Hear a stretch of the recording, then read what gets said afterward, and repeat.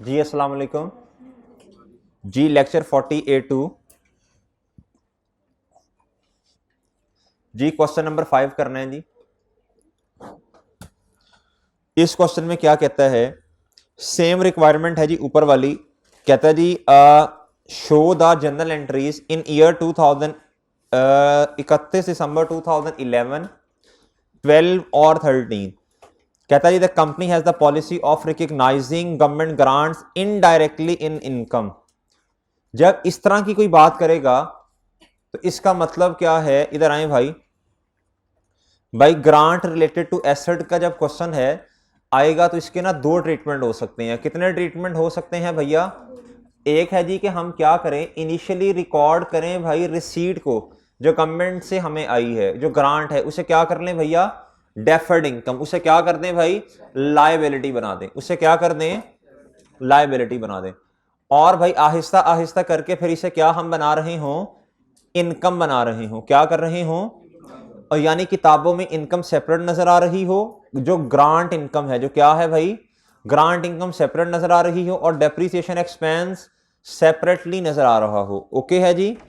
अच्छा जी, दूसरा ट्रीटमेंट क्या है, कहता है जी आपने क्या करना है, इस वाले तरीके को ना, इस वाले तरीके को हम ना कहते हैं मेरे भाई डायरेक्ट अप्रोच। क्या बोलते हैं, डायरेक्ट अप्रोच। इसे क्या बोलते हैं, इस तरीके को डायरेक्ट अप्रोच बोलते हैं, जिसके अंदर इनकम सेपरेट नजर आती है और एक्सपेंसेस सेपरेट नजर आते हैं। इसे क्या कहते हैं जी, डायरेक्ट अप्रोच। क्या? और भाई दूसरा वो है, इस वाले तरीके को हम कहते हैं इनडायरेक्ट अप्रोच, जो अभी आपको बताने लगा हूं। ये आप लोगों ने इंट्रोडक्शन टू काउंटिंग में भी पढ़ा होगा। कहता जितने की ग्रांट आई, जितने पैसे आपको रिसीव हुए गवर्नमेंट की तरफ से, कहता इसको क्या कर दें, एसेट में से क्या कर दें भाई, माइनस कर दें। एसेट में से क्या कर दें भाई, कहता 90,000 आप 90,000 का आपने एसेट लिया, सही है जी, कैश क्रेडिट हो गया, 12,000 आपको आया, तो कहता आपने नेट अमाउंट से एसेट को रिकॉर्ड करें और कैश को भी इतनी अमाउंट से क्या कर लें भाई, रिकॉर्ड कर लें। कहता अब एसेट कितने से आपने रिकॉर्ड करना है किताबों में, जी बोले शाबाश। अब एसेट कितने से किताबों में रिकॉर्ड होगा, नेट अमाउंट से रिकॉर्ड होगा। किससे रिकॉर्ड होगा जी, नेट अमाउंट से। जी पहली एंट्री इस केस में क्या बनेगी, पहली एंट्री मेरे भाई इस केस में क्या बनेगी, डेट, डिस्क्रिप्शन, और बताएं डेबिट और क्रेडिट। ऐसे ही है जी। जी 1 जैन 2011 पे एक एंट्री आप करेंगे।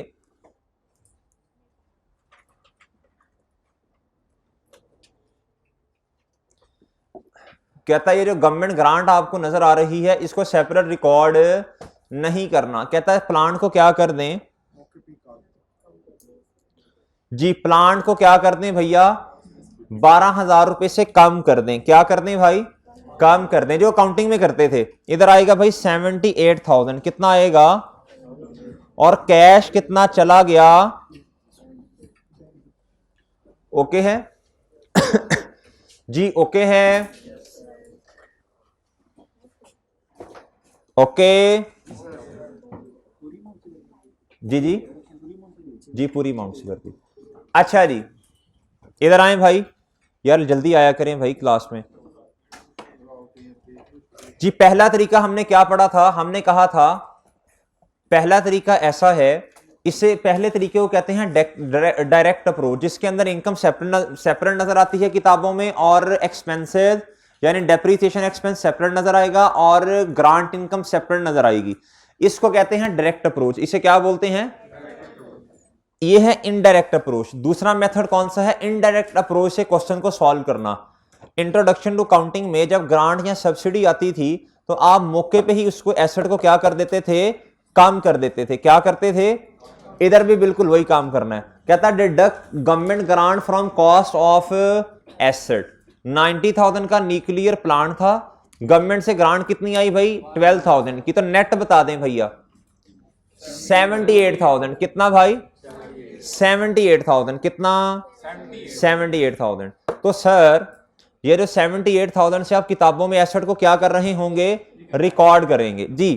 प्लांट हो गया भाई 78,000 से डेबिट, क्या हो गया? और सर कैश कितने से क्रेडिट हुआ?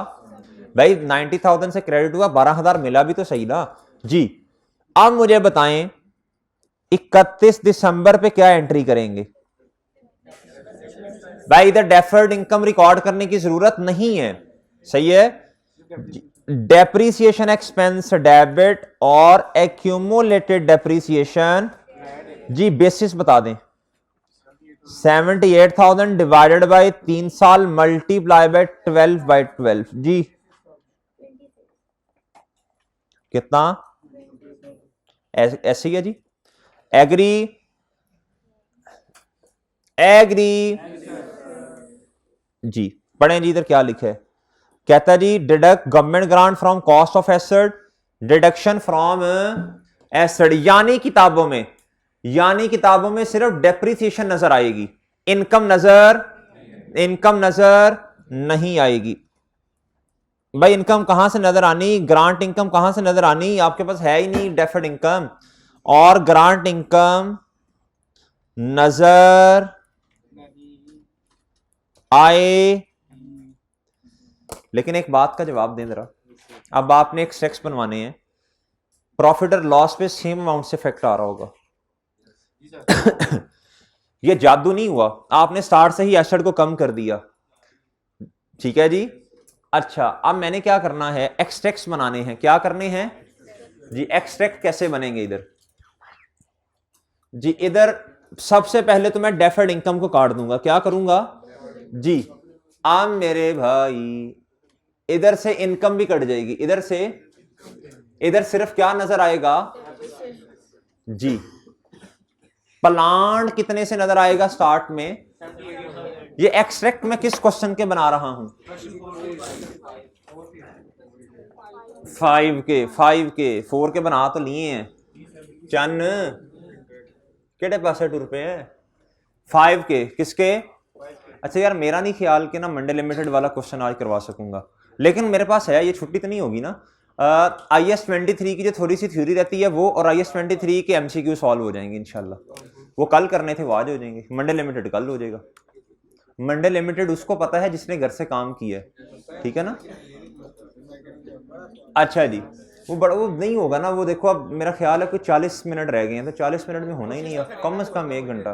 वो आधा होगा, आधे का फायदा ही नहीं है, आधे प्रजे का फायदा ही नहीं है जी।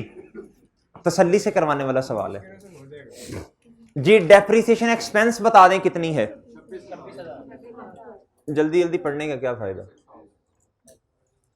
हमने कौन सा इनाम लेना है किसी से, सिलेबस जल्दी खत्म करके जी। सर अगला डेप्रिसिएशन एक्सपेंस का कितना है? तो यार वो डेफर्ड इनकम किधर गई? वो उसका इफेक्ट आ गया सर दलालू से। डेप्रिसिएशन एक्सपेंस कितना? 26,000। भाई पिछला क्वेश्चन ओपन करें जरा, उसमें मैंने लिखा था प्रॉफिट और लॉस पे इंपैक्ट 26,000 का ही था एज एन एक्सपेंस। 30,000 का एक्सपेंस था डेप्रिसिएशन, और 4,000 की क्या थी भाई? Grant income. उसके साथ ना लफ्ज लिख लें इनकम की जगह ग्रांट इनकम, वो ज्यादा अच्छा लफ्ज है जी। ये आ गया मेरे भाई 20 ओके है। और सर जी एक्यूमुलेटेड डेप्रिसिएशन कितनी है? ओके इधर इनकम की और एक्सपेंस की एंट्री सेपरेट नहीं होती जी सर। जी सर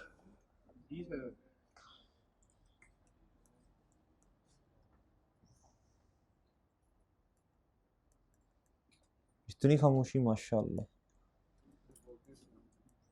26,000 ओके भाई, चलें जी।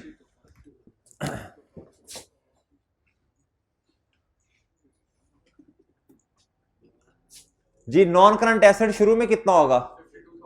सुभान अल्लाह 78,000 उसमें से पहला साल की डेप्रिसिएशन माइनस कर दें, कितना जी, कितना आया? 52,000 जी। अगला साल, अच्छा अब इसका तरीका पता क्या है, आप यहां तो इस तरह करें, अगले साल, ये है पहला साल, ये है दूसरा, इसमें अब क्या होगा, यहां तो आप ऐसे करें 78,000 माइनस 26,000 माइनस फिर एक दफा 26,000, ऐसे कर लें, या आप डायरेक्ट कर लें 52,000 में से 26,000 को माइनस कर दें। नहीं नहीं, अच्छा जी, कितना आया जी मेरे भाई? अगले साल का डेप्रिसिएशन एक्सपेंस बता दें जी मेरे भाई। 0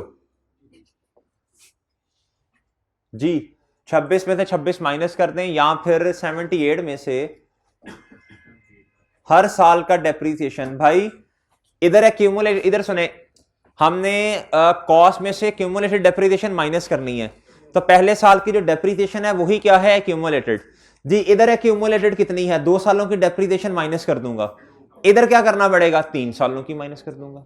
ठीक है सर,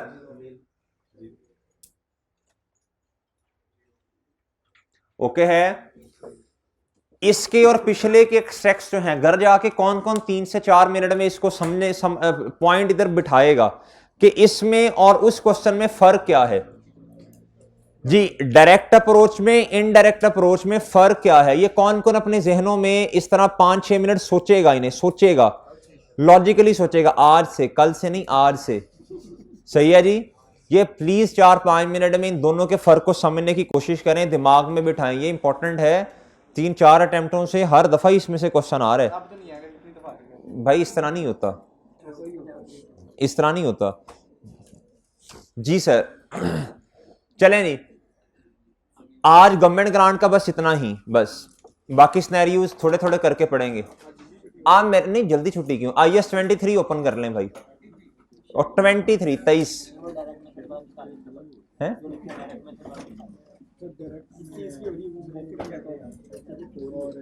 भाई। इधर देखें, भाई कह रहे हैं डायरेक्ट मेथड एक दफा दोबारा बताएं। बाइफरकेशन क्या मतलब, फर्क क्या क्या है? फर्क है मेरे भाई, डायरेक्ट अप्रोच के अंदर आपने एक्सपेंस को, डेप्रिसिएशन एक्सपेंस को और इनकम को सेपरेट सेपरेट लेना है, ठीक है जी, और एसेट को फुल अमाउंट से रिकॉर्ड करना है, नेट नहीं करना। इनडायरेक्ट अप्रोच के अंदर आपने एसेट को कम कर लेना है, किससे, ग्रांट की अमाउंट से, ठीक है जी। इसलिए किताबों के अंदर अब इनकम, ग्रांट इनकम सेपरेट नजर नहीं आएगी, बल्कि सिर्फ डेप्रिसिएशन एक्सपेंस नजर आएगा। घर जाना, इसीलिए अर्ज की है, घर जाके इसको जरा तसल्ली से बनाए होंगे एक्सट्रैक्ट, से पता चलेगा ना।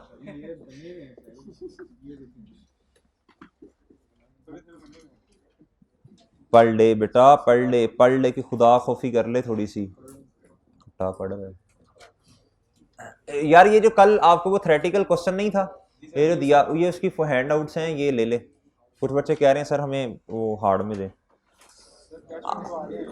जी जी नदीम भाई, टेस्ट 4 और टर्म टेस्ट कब तक मिलेंगे ने? एक तो दे दो ना पहले, टर्म टेस्ट चेक हो रहे। चल अच्छा जी,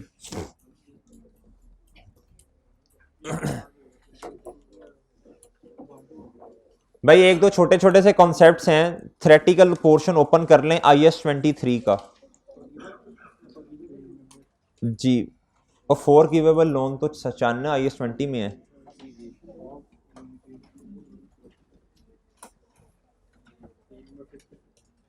पेज नंबर क्या है तरीके जी सर?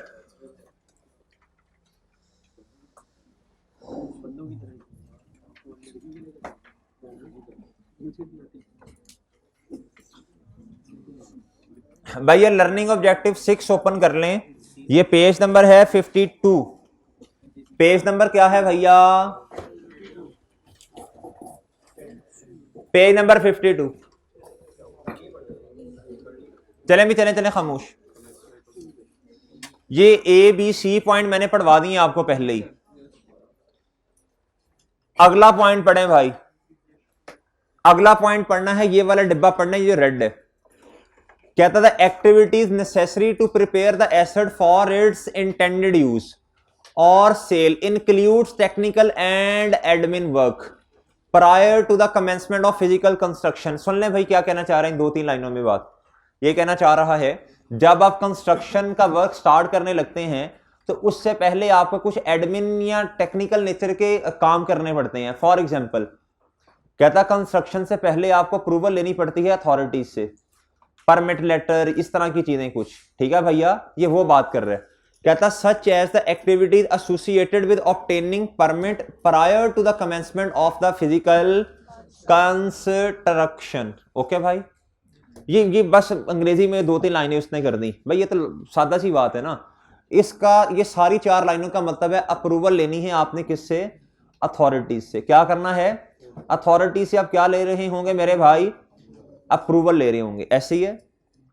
अच्छा आपको याद है हमने परमिट फी एक जगह पढ़ा है, परमिट फी का एक कॉन्सेप्ट आया था जिससे हमने रिसीट पेमेंट शेड्यूल में क्या किया था, परमिट फी थी भाई, क्वेश्चन नंबर 6 था शायद पास पेपर का, क्वेश्चन नंबर 6 ही था ना कि 4 था, क्वेश्चन नंबर 6 था शायद पास पेपर का, 6 था, जिसमें एक थी कमिटमेंट फी, वो थी 70,000 का 1%, 700 रुपया, और 70 मिलियन का, उसको हमने रिसीट पेमेंट शेड्यूल में तो इंक्लूड करना ही करना था, लेकिन वो borrowing cost to be capitalise के अंदर भी हमने क्या किया था, कमिटमेंट फी को ऐड किया था 0.7 मिलियन, 1800 रुपया था शायद, हुरैरा मुनहमिर 1800 रुपया था, जो रिलेट किससे करता था, परमिट फी से। याद है भाई, क्वेश्चन नंबर 6 पास पेपर का ओपन कर लें, उसको रिसीट पेमेंट शेड्यूल में ऐड किया था, लेकिन मेरे भाई borrowing cost to be capitalise में उसको क्या किया था, कुछ नहीं किया था, देख लें, देखें 1800 था, 1300 था, कितना था है, क्वेश्चन 6 में नहीं यार, एक क्वेश्चन में था तो सही, तेरे किसी एक क्वेश्चन में था, बहरहाल किसी एक में था, डॉक्यूमेंटेशन फी, हाँ डॉक्यूमेंटेशन फी थी शायद, वो परमिट फी नहीं थी, कितनी थी 1800, इस तरह करके कुछ था यार। अच्छा चलें, जितना भी था इधर आओ वापस, कहता हाउ एवर, बस आ जाओ वापस, how ever such activities exclude the holding. इस सारे डिब्बे का मतलब आपको समझाता हूं क्या होता है। कहता है जी बोरोइंग कॉस्ट को उस वक्त से ऑनवर्ड्स कैपिटलाइज करना है जब डेवलपमेंट वर्क स्टार्ट हो जाए, जब क्या हो जाए मेरे भाई, डेवलपमेंट वर्क स्टार्ट हो जाए। अगर सुनना भाई सुनना, अगर डेवलपमेंट वर्क स्टार्ट नहीं हुआ और ये टेक्निकल नेचर के काम हो रहे हैं तो कहता इसको आपने बोरोइंग कॉस्ट को कैपिटलाइज करना शुरू नहीं करना। सही है सर, सही है ना। अगर कोई स्टॉपेज आ जाती है क्वेश्चन के अंदर, सस्पेंशन आ जाती है, तो इसका मतलब डेवलपमेंट वर्क नहीं हो रहा, तो आपने बोरोइंग कॉस्ट को कैपिटलाइज नहीं करना भाई। जब से एक्टिव डेवलपमेंट शुरू होगी उससे ऑनवर्ड्स आपने बोरोइंग कॉस्ट को क्या करना है, कैपिटलाइज करना है। ठीक है सर, जब से क्या होगी, एक्टिव डेवलपमेंट शुरू होगी, उससे ऑनवर्ड्स आपने क्या करना है, कैपिटलाइज करना शुरू। अगर दरमियान में आके कभी एक्टिव डेवलपमेंट रुक जाए, स्टॉप हो जाए, सस्पेंशन हो जाए, तो सर आपने उसको क्या करना है, फिर दोबारा रोक देना है। फिर क्या करना है, अब सस्पेंशन 2 तरह की होती है। कितनी किस्म की होती है भैया, ये पढ़ ली थी मेरा ख्याल है, ये क्या की थी हमने, ये पढ़ ली थी, ये क्या की थी, ये फिर आप पढ़ेंगे एक दफा, मैं कल दोबारा इस पे आ जाऊंगा इंशाल्लाह। एक दफा खुद पढ़ के आए, आपको समझ आती है कि नहीं, मतलब इसका ये है जो इधर लिखा हुआ है।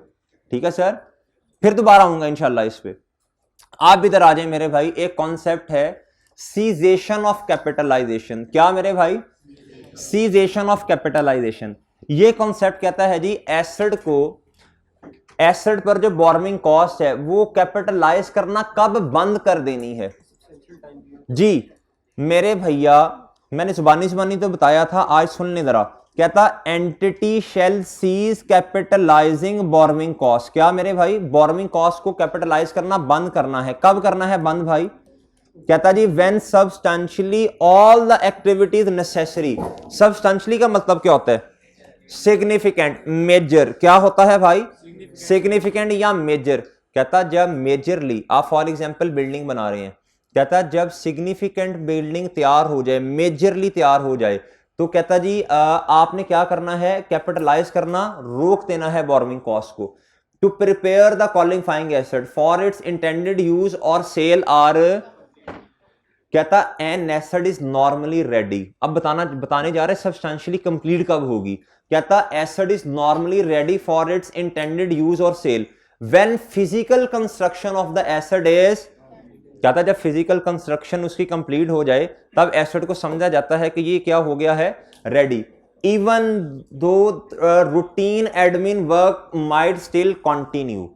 कहता देखें फरमाइशी प्रोग्राम जो होते हैं ना वो तो सारी जिंदगी चलते रहते हैं। वो क्या हैं, सारी जिंदगी चलते रहते हैं। भाई बिल्डिंग पूरी तैयार हो गई है, यार इस एसी को उतारो, यार उसमें लगा दो, उस एसी को उतारो इधर लगा दो, यार इसका लॉक सही नहीं लगा हुआ ये लगा दो, भाईजान ये दरवाजा सही नहीं लगा ये उखाड़ के इधर लगा दो, ये उधर लगा दो। कहता है ये जो फरमाइशी प्रोग्राम है ना ये तो सारी जिंदगी खत्म नहीं होने। ठीक है भाई।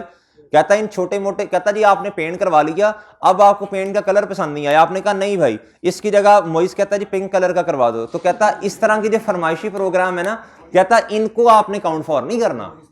सही है ना। कहता जी इफ माइनर मॉडिफिकेशन, माइनर का मतलब क्या, छोटी मोटी मॉडिफिकेशन का मतलब होता है तब्दीली। कहता है if minor modification such as decoration of the property, वो फरमाइशी प्रोग्राम, टू द परचेजर्स और यूजर स्पेसिफिकेशन। अब उसने कहा भाई बिल्डिंग तैयार हो गई है, सही है, अब मोई साहब के कहने पे या पिंक कलर करवाया जा रहा है, तो कहता है इस तरह की फरमाइशी प्रोग्राम को आपने काउंट फॉर नहीं करना। बोरोइंग कॉस्ट जो है कैपिटलाइज करना बंद कर दो। तू ना होमवर्क नहीं करेगा तो इस तरह ही सुनेगा ना। और all that are outstanding this indicates, कहता है जब फिजिकल कंस्ट्रक्शन कंप्लीट कब समझनी है, जब सब्सटेंशियली क्या हो जाए, बिल्डिंग क्या हो गई, कंप्लीट होगी। माइनर मॉडिफिकेशन पे सर नहीं खपाना आपने। कहता दिस इंडिकेट्स, इधर देखो, that substantially all the activities are completed. Okay भैया चलें अगली बात। कहता व्हेन एन एंटिटी, भाई बैठ जाओ 11:15 पे तुम्हारी क्लास है। When an entity completes the construction of a qualifying asset in parts, ये अहम बात है, इधर से ऑनवर्ड्स ये कोई और बात करने लगा है। कहता है when entity completes the construction of a qualifying asset in parts, in parts का मतलब होता है हिस्सों में। कहता and each part is capable of being used separately. कहता अब जो कंस्ट्रक्शन का काम हो रहा है ना वो मुख्तलिफ हिस्सों में हो रहा है। क्या हो रहा है first floor, second floor, third floor, fourth floor. कहता जी और हर पार्ट जो है वो सेपरेटली क्या हो सकता है, कहता जी इस्तेमाल हो सकता है। क्या हो सकता है, सेपरेटली इस्तेमाल हो सकता है। कहता while construction continues on other parts, कहता कंस्ट्रक्शन जो है दूसरे हिस्सों पे अभी भी जारी है। किसी एक पार्ट पे कंप्लीट हो चुकी है, लेकिन कहता वो जिस पार्ट पे कंप्लीट हो गई है, कहता वो तो सेपरेटली इसको इस्तेमाल कर सकते हैं आप। इसका मतलब है उस पार्ट पे बोरोइंग कॉस्ट को कैपिटलाइज करना बंद कर दो। क्या कर दो भाई, भाई 4 पार्ट्स हैं, कितने हैं, 1 2 3 4, सही है। बड़े भाई का हिस्सा छोटे का अच्छा इस तरह आ रहे हैं जी। अब जो बड़े भाई का जो है जी पोर्शन वो तैयार हो चुका है। क्या हो चुका है, वो रेडी हो गया। कहता इस पे अब अगर आपने उधार लिया है इस क्वालिफाइंग एसेट पे, कहता अब बड़े भाई को चाहिए कि कैपिटलाइज करना बोरोइंग कॉस्ट को बंद कर दे। ठीक है भाई, ओके है। हाँ अगर चारों हिस्से जो हैं वो सेपरेटली इस्तेमाल नहीं हो सकते, फिर ये कंप्लीट यूनिट है। फिर ये क्या है, ये चारों हिस्से एक कंप्लीट यूनिट हैं। कहता अब इस पे फिर कैपिटलाइज करना बंद नहीं कर सकते, सही है ना। जब सारे तैयार हो जाएंगे फिर बंद करेंगे जी। लोन तो इकट्ठा लिया गया, अब वो अपना बंद करेगा तो वो अपनी बॉडी कॉस्ट बंद करेगा जी जी अपनी, यानी कि 100 मिलियन लिया तो 100 मिलियन बंद करेगा सर। यानी नहीं देखे ना वो मुख्तलिफ लोन्स होंगे ना, मुख्तलिफ लोन्स हो गए, या फिर ऐसे होगा एक लोन होगा 25 इधर 25 इधर 25 इधर 25 इधर। ठीक है, अब बस आप इसको ये समझें कि मुख्तलिफ लोन्स हैं, या लोन एक है उसके डिफरेंट क्या है पार्ट्स हैं। ठीक है, इस हिस्से पे इतना लगेगा, इस पे इतना, इस पे इतना, इस पे इतना, ये स्पेसिफिक लोन की बात। जी जी जी अच्छा भाई आगे कहता था entity shall cease capitalising borrowing cost when it complete substantially all the activities necessary to prepare that part for its, ये उस एक हिस्से की बात कर रहे हैं। कहता जब वो वाला हिस्सा जो सेपरेटली इस्तेमाल किया जा सकता है, कहता वो कंप्लीट हो गया सब्सटेंशियली, तो इसको कैपिटलाइज करना बोरोइंग कॉस्ट को बंद कर दें। अब नीचे उसने 2 एग्जांपल्स दी हैं। पहले एग्जांपल कहता a business park comprising several buildings. कहता है एक बिजनेस पार्क है, उसकी कितनी बिल्डिंग्स हैं, काफी ज्यादा। कहता each of which can be used individually, कहता हर एक सेपरेटली क्या हो सकती है, समझ गया ना बात किस तरफ लेके जाना चाह रहा है। कहता is an example of qualifying asset for which each part is capable of being usable when construction continues on. ये लफ्ज आपको थोड़े याद करने पड़ेंगे, ये लफ्ज आपको याद करने पड़ेंगे अगर थ्योरी का सवाल आता है तो इसलिए। अगर भाई कोई एक हिस्सा जो है वो सेपरेटली यूजेबल है while construction continues on other parts, और बाकी हिस्सों पे अभी काम हो रहा है, उस हिस्से पे कंप्लीट हो गया, तो आपने कहना जी बेशक उस पे क्या कहते हैं दूसरे हिस्सों पे अभी काम जारी है, construction continues on other parts, हम इस हिस्से पे बोरोइंग कॉस्ट को क्या कर देंगे, कैपिटलाइज करना बंद। कहता capitalisation of borrowing cost should cease, वही बात, फॉर ईच पार्ट, कहता जो जो हिस्सा कंप्लीट होता जाएगा, when the part is substantially complete even though the work on other part. समझ गए हैं भैया, और ठीक है इधर आए नीचे। कहता एन एग्जाम्पल, ये दूसरी एग्जाम्पल है, इधर तक एक एग्जाम्पल है, इधर तक क्या है, इधर तक एक एग्जाम्पल है, ये है जी एग्जाम्पल सेपरेट, इसे एग्जाम्पल 1 कह लें बेशक, ये एक सेपरेट एग्जाम्पल है, ये क्या है, ये सेपरेट है। कहता an example of qualifying asset that needs to be completed before any part can be used. कहता जी ये एक पूरे यूनिट की बात कर रहे हैं, is an industrial plant involving several processes which are carried out in sequence at different parts of the plant within the same site. कहता जी एक अब आप जो कंस्ट्रक्शन कर रहे हैं ना, कहता उसके भी मुख्तलिफ हिस्से हैं, लेकिन इस सारी मुश्किल अंग्रेजी का मतलब समझिएगा, कहता वो ना सेपरेटली इस्तेमाल नहीं हो सकते, वो एक यूनिट है। क्या है भैया, कहता हर पार्ट में ना कुछ काम होना है। भाई देखें जब आप ना हैवी मशीनरी, ये है स्टील मिल, ये क्या है, इसके एक हिस्से में कोई और मशीन होगी, दूसरे में कुछ और, तीसरे में कुछ और, हर किसी का दूसरे के साथ क्या होगा, लिंक होगा।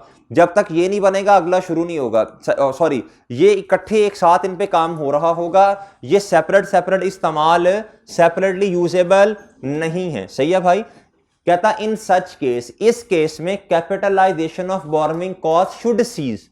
कहता इस केस में आप कैपिटलाइज करना बोरोइंग कॉस्ट को तब बंद करेंगे when whole asset is substantially complete, जब सारा का सारा वो यूनिट जो है वो मुकम्मल तौर पे तैयार हो जाएगा। अब मेरे भाई इस सारी गुफ्तगू का क्रक्स क्या है ये बता दें बस।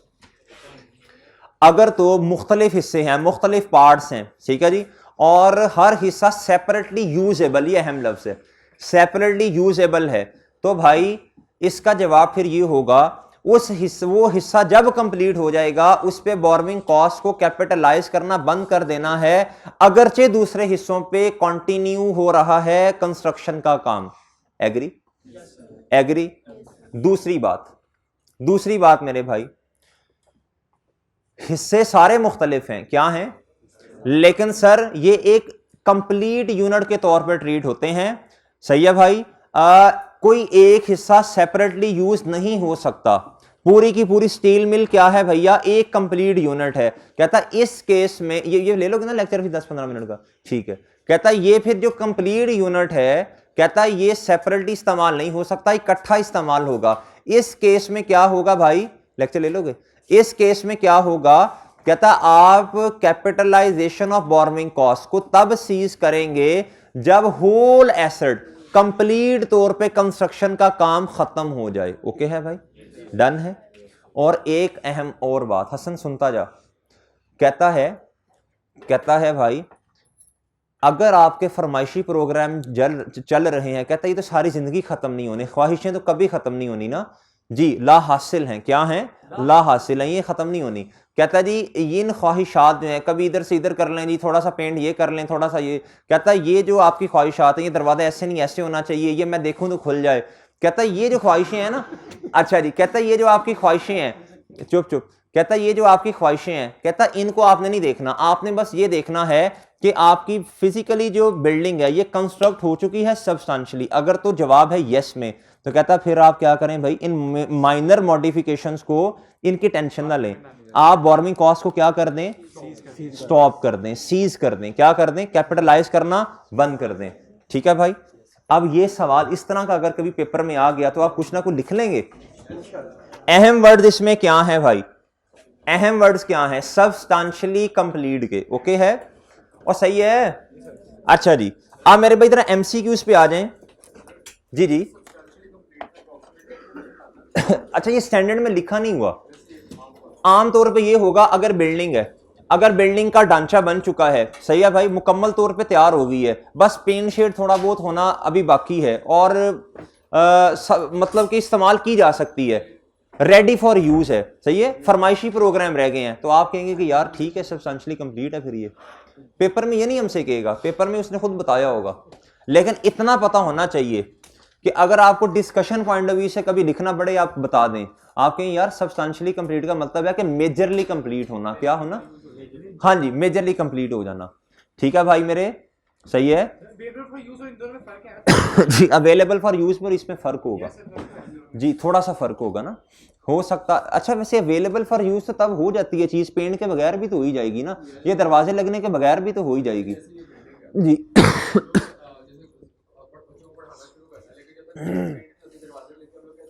नहीं नहीं पढ़ा सकते हैं हम, नहीं पार्ट है ये, तो मैं आपको बताता हूँ ना, अगर आप इस कॉलेज में आए हैं और आप कहते हैं कि बच्चों को पढ़ाना है, तो बेशक पेंट ना भी हो तो बच्चे पढ़ सकते हैं, कोई इतना मसला नहीं है। 2-4 दिन जब ये क्रिश्चियन कॉलेज ऑफ अकाउंटेंसी जो है नया नया बना था, तो आपको याद होगा वो पुराने लेक्चर देखिएगा सरदनान के, वो इसमें अभी वो सीमेंट लगा हुआ, पेंट नहीं हुआ, बच्चों को पढ़ाना शुरू कर दिया था, आए बच्चों को पढ़ाएं।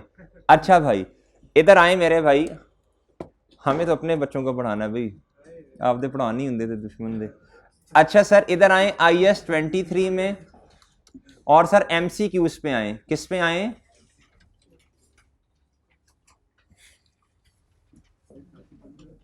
नहीं नहीं घर से नहीं करके आने, मैं करवाता हूं, घर से नहीं करना कुछ, घर से देखेंगे क्या करना है जी सर सर जी बहुत आसान MCQs हैं, जिसने बुक की रीडिंग साथ साथ की है। कहता जी which of the following statements are सही, investment income on the temporary investment of unused funds of general borrowing is taken, general borrowing की इन्वेस्टमेंट इनकम किधर जाएगी, हाँ ये नहीं इन्वेस्टमेंट इनकम जनरल बोरोइंग वो तो कैपिटलाइज नहीं होती ना, वो प्रॉफिट और लॉस में जाती है, किधर जाती है भाई, this statement is correct, this statement is, ये नहीं मुंह से बोलो करेक्ट, कहता capitalisation of borrowing cost always commence as soon as construction of qualifying asset begins. ये क्या बात हुई भाई, भाई इधर लिखें लेटर ऑफ, क्या होता है जी लेटर ऑफ, क्या, शाबाश वेल डन भाई, MCQs मुश्किल नहीं है, ठीक है जी। लेटर ऑफ क्या होता है, लिख लें साथ, दोबारा प्रैक्टिस हो जाएगी ना, लोन ऑब्टेन्ड, और बोलें शाबाश शाबाश शाबाश, वेल डन, सेकंड बताएं, शाबाश। MCQs पेपर पास करवाने में बहुत अहम रोल प्ले करते हैं और फेल करवाने में भी, अगर पढ़ी नहीं है थ्योरी, पढ़ी नहीं है, अगर रीडिंग ही नहीं की बुक की, अगर छोटी छोटी बातें के कॉन्सेप्ट्स ही नहीं है, कंस्ट्रक्शन स्टार्टेड और फर्स्ट, और सही है चन्न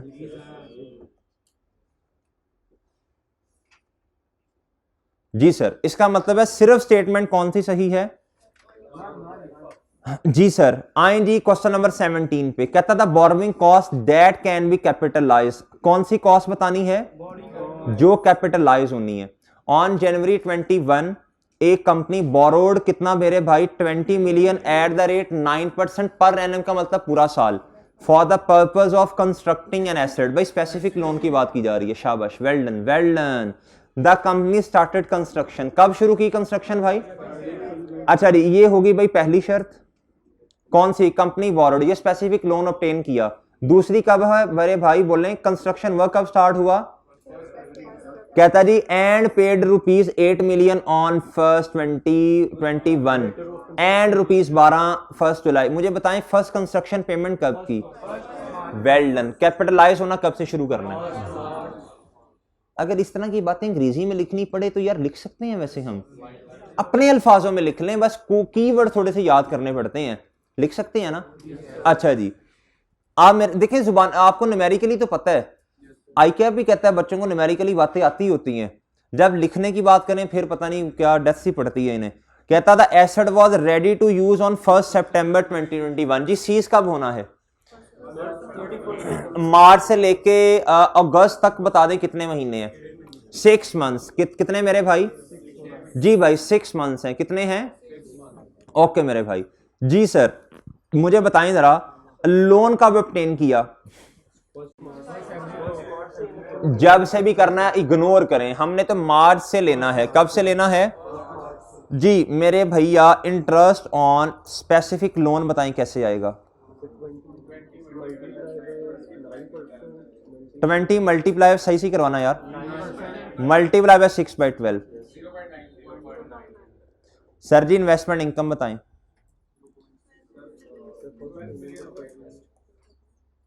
लेस टेम्परेरी इन्वेस्टमेंट,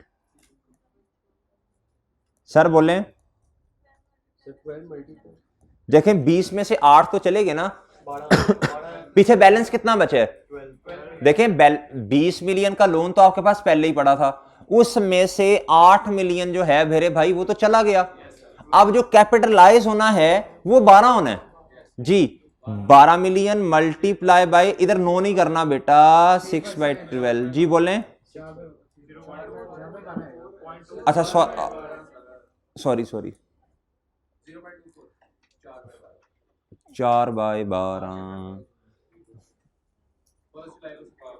हाँ यार ये ना टेबल ही बना लेते हैं, मुसीबत ही रहनी है ये, कुछ बच्चों को समझ नहीं आएगा फिर। कोई बात नहीं। सर कितने बजे आते हैं?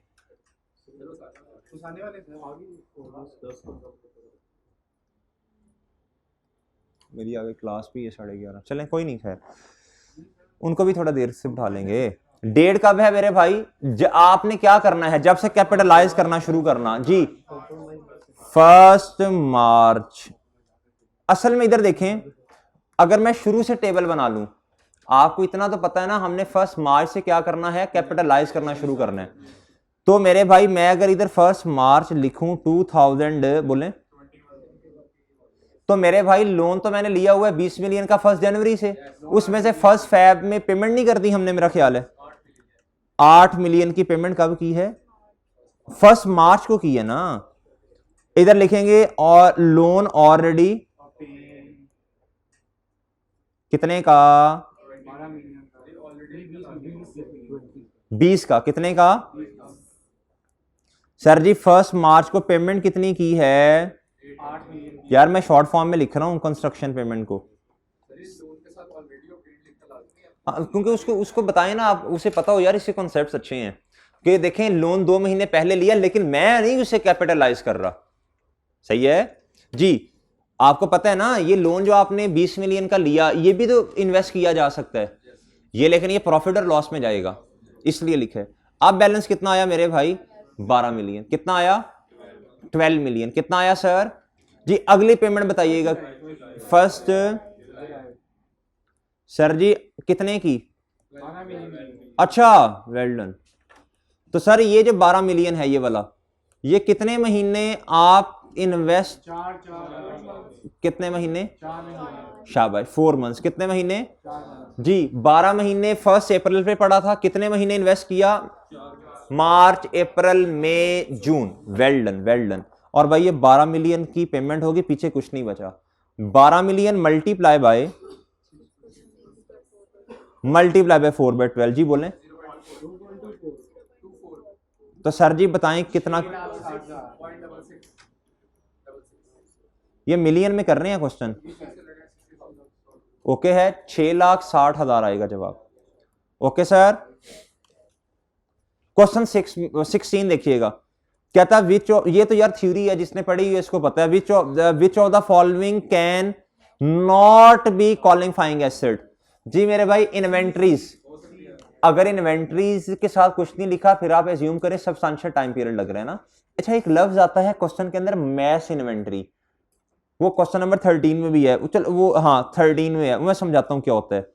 अच्छा इन्वेंट्री के साथ कुछ नहीं लिखा तो भैया ये कैपिटलाइज हो सकता है इस पे बोरोइंग कॉस्ट अगर सब्सटेंशियल टाइम लग रहा है। ओके मैन्युफैक्चरिंग प्लांट्स बिल्कुल हो सकता है।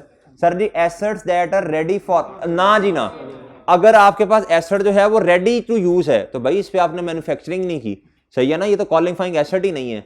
व्हेन एक्वायर्ड, नहीं ये नहीं हो सकता। और इन्वेस्टमेंट प्रॉपर्टी भाई बिल्कुल हो सकती है, बिल्कुल हो सकती है। ठीक है सर, जवाब क्या है इसका? सॉरी, इस तरह बच्चों को लगता है पता नहीं ये जवाब है। ओके भाई, ये कैपिटलाइज नहीं होगा। इधर आए 15 पे, विच of the following statement is correct in context, correct पूछ रहा है भैया। अच्छा कभी कभी ना वो इनकरेक्ट के बारे में पूछ रहा होता है तो हमारा जहन उसे तस्लीम ही नहीं करता, हम करेक्ट को सोचते रहते हैं जी। इसमें कहता है करेक्ट बताएं in context of capitalisation of borrowing cost. पहला कहता है if funds have been arranged from various general borrowings, कहता अगर हमने फंड्स अरेंज किए हैं एक से ज्यादा जनरल बोरोइंग से, कहता था amount to be capitalise is based on weighted average cost of borrowing cost. ये तो बिल्कुल सही बात है, वो कैपिटलाइजेशन रेट निकालते हैं हम, तो ये तो सही है यार। अगर ये सही है तो फिर आगे ना पढ़ें। हाँ, कैपिटलाइजेशन रेट परसेंटेज में आता है जी। कहता capitalisation always commence as soon as expenditure for the asset is, ना ये गलत है, लेटर ऑफ होता है, ये गलत है भाई। कहता capitalisation always continue until the asset is brought into, always continue नहीं सर जी, अगर कोई स्टॉपेज वर्क आ गया है उसके अंदर तो भैया उसको सस्पेंड कर देंगे, सही है sir. Capitalisation always commence as soon borrowing cost incurred, नहीं यार ये बोरोइंग कॉस्ट इनकर्ड का मतलब है लोन ऑब्टेन्ड, ये नहीं होता। ये सब्सटेंशियली की बात भी कर रहा है इसके अंदर, दोनों चीजें कवर कर रहा है। ठीक है सर जी। क्वेश्चन नंबर 40, इसका जवाब क्या है? ए है। क्या है मेरे भाई? ए जवाब है। Question number 14, capitalisation of borrowing cost should be suspended, कहता जी सस्पेंडेड कब होगी? कहता when substantially all the activities necessary to prepare a qualifying asset for its intended use or sale are complete। बताएं भाई, ये तो बात सही है। इसका मतलब ना फिर अवेलेबल फॉर यूज ये है तकरीबन, सही है ना। कहता है एसेट काबिल इस्तेमाल हालत में तकरीबन आ चुका है, उसको इस्तेमाल किया जा सकता है, शशके रह गए हैं। शशके का मतलब समझते हैं? जब आप फॉर्म में जाएंगे ना तो कुछ सीनियर्स ऐसे होते हैं जिन्होंने काम कोई नहीं करना होता, जूनियर ने काम करना है सारा, और उन सीनियर्स ने क्या करना है, वो शीट पकड़नी यार तो मेरी तरफ ला जरा, तू ना चाहिए जरा मैनेजर या पार्टनर के पास, मैं जाता हूँ। उसने कुछ नहीं करना, मैंने सारी जूनियर की है, उसने मैं रंग रूंग भरने हैं, थोड़ा सा फॉर्मेटिंग सही करनी है, सही है उनका। पार्टनर ने कहना कमाल होगी, मैनेजर ने कहना यार तू तो लेवल है तेरा, ये नहीं पता वो गरीब मरा रात 2-2 बजे तक। कहता है during a temporary delay which is necessary part of the process, कहता जी जो क्या है नेसेसरी पार्ट है प्रोसेस का, of getting an asset ready for its intended use, और जी बताएं भी क्या कहना चाह रहे हैं। कहता है इसको सस्पेंड करना है ड्यूरिंग आ टेम्परेरी डिले। भाई टेम्परेरी डिले जब आता है तो इसको क्या करते हैं, सस्पेंड नहीं करते। कहता जी which is the necessary part, भाई वो वाली आपने सस्पेंशन जो है वो सस्पेंड नहीं करनी जो नेसेसरी होती है, जो रूटीन नेचर की है, गलत। कहता है during extended periods in which active development of N asset is interrupted, यही तो हम पढ़ के आए हैं, यही तो हम पढ़ के आए हैं उस पूरे डिब्बे के अंदर जो मैंने आपको बताया। मैंने कहा इसका मुश्किल 6 लाइनों का मतलब है बोरोइंग कॉस्ट जो है सिर्फ तब कैपिटलाइज होगी जब उस पर एक्टिव डेवलपमेंट होगी, अगर नहीं हुई, अगर रुक गई है तो इंटरप्टेड का मतलब है रुक जाना, डिस्टर्ब करना, अगर नहीं हो रही तो इसको फिर कैपिटलाइज नहीं करना, बोरोइंग कॉस्ट को फिर कैपिटलाइज नहीं करना। तो भाई ये वाली स्टेटमेंट भी क्या है, हाँ जी, इसका जवाब क्या है? अल्फा ही है ना जवाब इसका जी। अच्छा ये क्वेश्चन नंबर 13 में कल आपको समझाऊंगा, इसमें है तो खैर 1-2 मिनट का, लेकिन कल समझाऊंगा इंशाल्लाह। अच्छा जी, Ghazi limited is constructing an office, यार इसका जवाब देखें 15वें का है।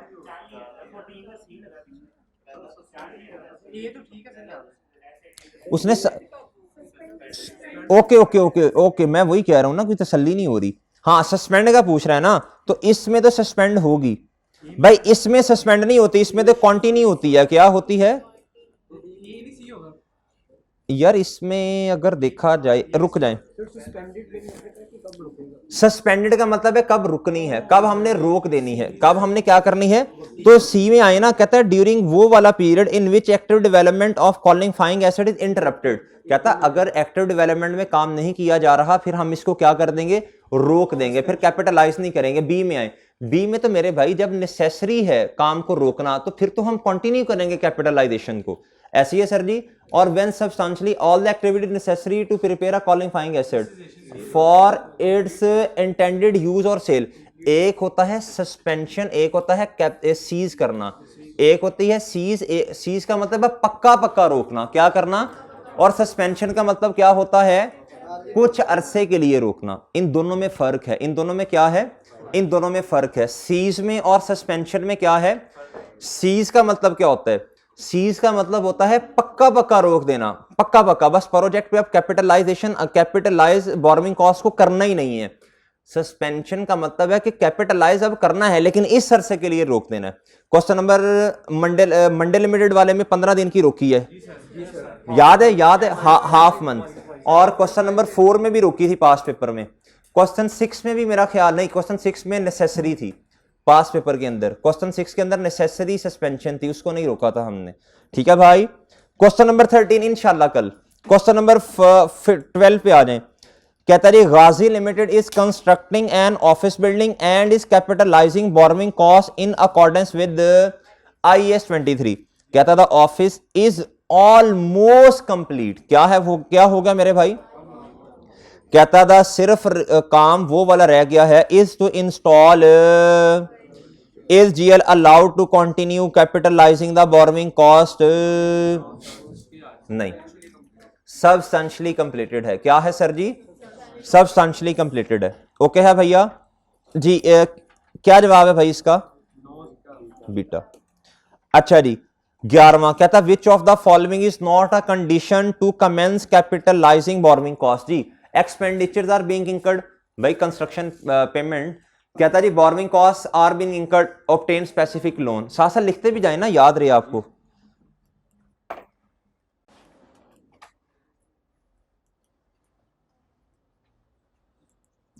जी और मेरे भाई क्या आना है, स्पेसिफिक लोन ऑब्टेन किया आपने।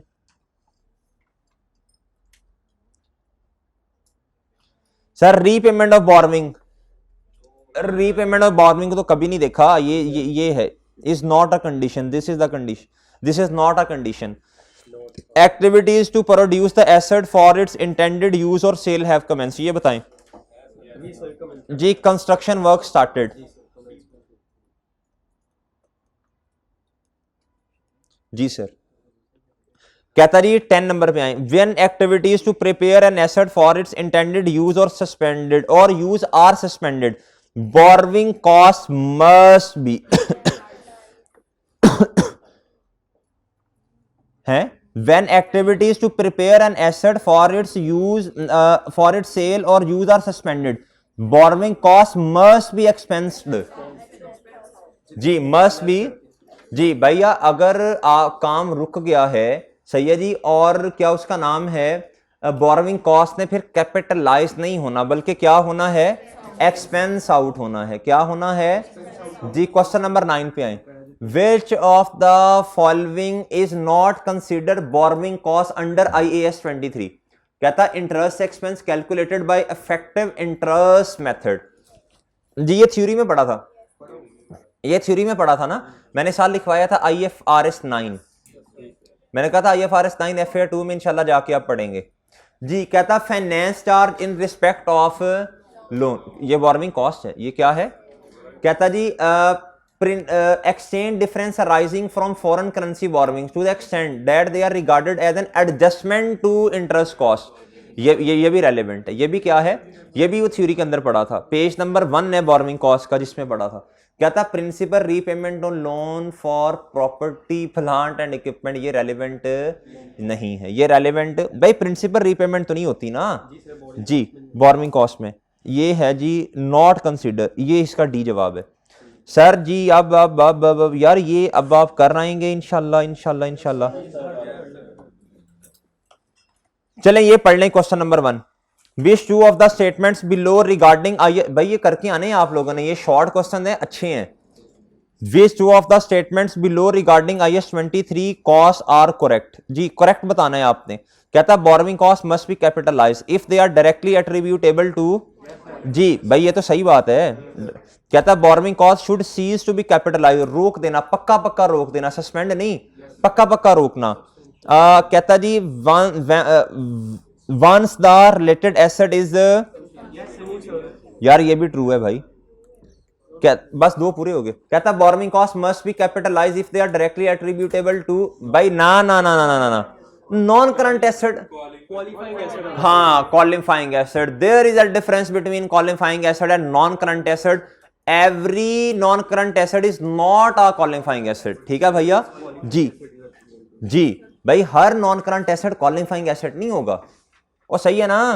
और भाई एक नॉन करंट एसेट है, बिल्डिंग है, आपने बनी बनाई खरीद ली है, एक्वायर की, वो क्वालिफाइंग एसेट थोड़ी है, सही है ना, उस पे कंस्ट्रक्शन किया ना, सब्सटेंशियल टाइम पीरियड लगा है जी ना, हाँ जी लोन नहीं लिया। Borrowing cost must may be capitalise if they are directly at, भाई मे मुंह नहीं होता, मस्त मस्त मस्त, ठीक है जी, दोनों गलत हैं, क्या हैं यार, ये 4 देख लें एक दफा बस, ये अच्छा है। An entity decided that not all of the funds raised were needed immediately, कहता जी and invested in some of the funds for 1 month, कहता जी कुछ फंड्स कंपनी के पास पड़े थे, कंपनी ने क्या डिसाइड किया, वेले पड़े हुए हैं, जैसे आप पड़े रहते हैं घर में, काम कुम नहीं करते, कहता जी वेले पड़े हुए हैं, before the construction started, before the, यार कंस्ट्रक्शन से पहले अगर कोई फंड पड़ा था, आपने उसको इन्वेस्ट कर दिया, वो कैपिटलाइज होगा। अभी हमने क्वेश्चन किया ना, वो क्वेश्चन नंबर 17 है शायद, इसमें 8 मिलियन को हमने कैपिटलाइज नहीं किया, 20 में से 8 मिलियन निकाला, फिर 12 मिलियन जो बचा, 8 मिलियन, अब 20 मिलियन 2 महीने इन्वेस्ट हो सकता था, लेकिन वो इन्वेस्ट करके प्रॉफिट और लॉस में जाएगा, ना कि कैपिटलाइज होगा। क्वेश्चन 17 देख लीजिएगा। कहता अर्निंग रुपीज 40,000, बताएं इस 40,000 का क्या करना है, should be counting in financial statement, बताएं बताएं बताएं बताएं जी। ये है क्या क्या, हाँ ये 1 महीने का, देखे ना, कहता इस कंस्ट्रक्शन से पहले जो आपने इन्वेस्टमेंट की है, सही है, जो इन्वेस्टमेंट है, कहता वो किधर जाएगी, प्रॉफिट और लॉस में, जी एज एन इनकम जाएगी प्रॉफिट और लॉस में, सही है ना, सही है भाई। और भैया रेवेन्यू नहीं है, सेल नहीं है आपकी, ये अदर इनकम के तौर पे जा रही होगी, सही है सर। बाकी भाई ये 3-4 सवाल इसके रह गए हैं, एमसीक्यू इसके सॉल्व करने वाले, इसे जान नहीं छूटी, ये नहीं है कि जान छूट गई है, ये मैं कल दोबारा आ जाऊंगा इस पे इंशाल्लाह, जब भी मुझे टाइम मिलेगा, मैंने नोट किया हुआ ये रखते हैं, ये मैं दोबारा आ जाऊंगा इस पे। मंडे लिमिटेड वाला क्वेश्चन इंशाल्लाह अल्लाह ने चाहा तो कल सॉल्व होगा। ओके सर, अल्लाह हाफिज।